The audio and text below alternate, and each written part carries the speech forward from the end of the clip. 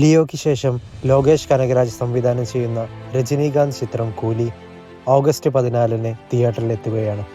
LCUവിൽ വരുന്ന പടമല്ല ഇതെന്ന് ലോകേഷ് ഇതിനകം വ്യക്തമാക്കിയിട്ടുണ്ടെങ്കിലും ആരാധകർ ട്രെയിലർ കട്ട്സ് ഡീകോഡ് ചെയ്ത് LCU ആണെന്ന പ്രതീക്ഷയിലാണ് ഈ പടത്തെ കാത്തിരിക്കുന്നത്. കൂലിയെയും LCUവിനെയും കുറിച്ചാണ് ഈ വീഡിയോ.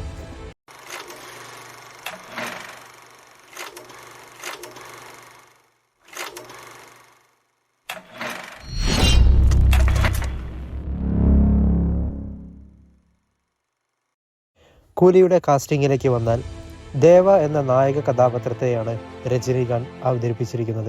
ചിത്രത്തിലെ മെയിൻ വില്ലൻ കഥാപാത്രമായ സൈമൺ എന്ന കഥാപാത്രത്തെ നാഗാർജുനയും എക്സ്റ്റൻഡഡ് കാമിയോ കഥാപാത്രമായ ദാഹയായി ബോളിവുഡ് സൂപ്പർ സ്റ്റാർ അമീർ ഖാനും, ദയാലായി മലയാളത്തിൻ്റെ സൗബിനും, പ്രീതി എന്ന കഥാപാത്രത്തെ ശ്രുതി ഹാസനും, ഖലീഷയായി കന്നഡ സൂപ്പർ സ്റ്റാർ ഉപേന്ദ്രയും, രാജശേഖറായി സത്യരാജും വേഷമിടുന്നു.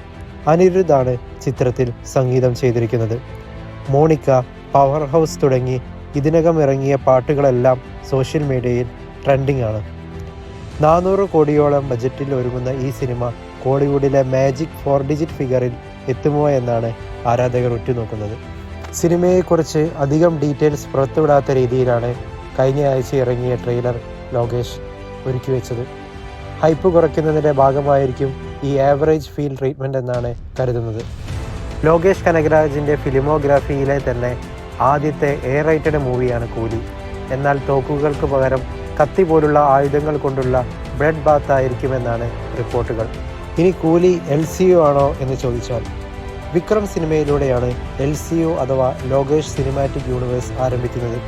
വിക്രം സിനിമയുടെ സ്ക്രിപ്റ്റ് എഴുതുന്നതിനിടയിൽ കൈദി സിനിമയിലേതുപോലെ ഒരു പോലീസുകാരനെ നരേനെ അല്ലാതെ മറ്റാരെ വെച്ച് കാസ്റ്റ് ചെയ്യും എന്ന് ആലോചിക്കുമ്പോഴാണ് ക്രോസ് ഓവർ കൺസെപ്റ്റ് എന്ന ആശയം ലോകേഷിൻ്റെ തലയിലുദിക്കുന്നത്.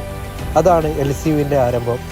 നിലവിൽ കൈദി, വിക്രം, ലിയോ സിനിമകളാണ് LCUവിൻ്റെ ഭാഗമായി റിലീസ് ചെയ്ത സിനിമകൾ. രാഘവ ലോറൻസിനെയും നിവിൻ പോളിയെയും കേന്ദ്ര കഥാപാത്രമായി ഒരുക്കുന്ന ബെൻസ് LCUവിൻ്റെ ഭാഗമായിരിക്കുമെന്ന് ലോകേഷ് ഇതിനകം വ്യക്തമാക്കിയിട്ടുണ്ട്. ഇനി കൂലി LCU ആണെന്ന് തോന്നാനുള്ള കാരണങ്ങൾ: നമ്പർ 1, 30 வருஷமா ஒருத்தன் ஆஃப்லைன்லயே வச்சிருக்கேன். நம்பர் 2 சொல்றேன்.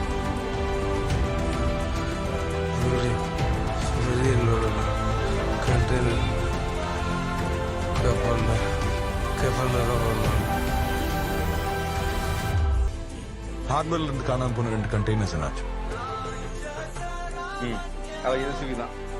LCU இருக்கே இருக்காது, வாய்ப்பே இல்லை. இல்லை, அதான் படத்தில் பாருங்க, வாய்ப்பே இல்லை நான் சொல்ல முடியாது. Number 3, number 4. പിന്നെ വിക്രമിൽ കമലഹാസന്റെ ഈ ഡയലോഗും ആരംഭിക്കില്ലങ്ങളാ. കൂലിയിൽ രജനീകാന്തിന്റെ ഈ ഡയലോഗും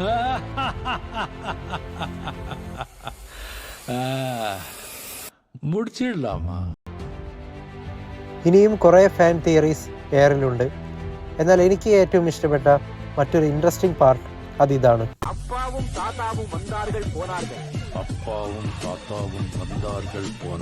தப்பென்ன சரியென்ன எப்போதும் விளையாடு. அட பாவி என்பார்கள், தப்பாக நினைக்காது. எப்பாதே போனாலும் இன்பத்தை தள்ளாத. சோறுண்டு, சுகமுண்டு, மது உண்டு, மாது உண்டு, மனம் உண்டு என்றாலே சொர்க்கத்தில் இடம் உண்டு போடா. சோறுண்டு, சுகமுண்டு, மது உண்டு, மாது உண்டு, மனம் உண்டு என்றால சொர்க்கத்தில் இடம் உண்டு போடா.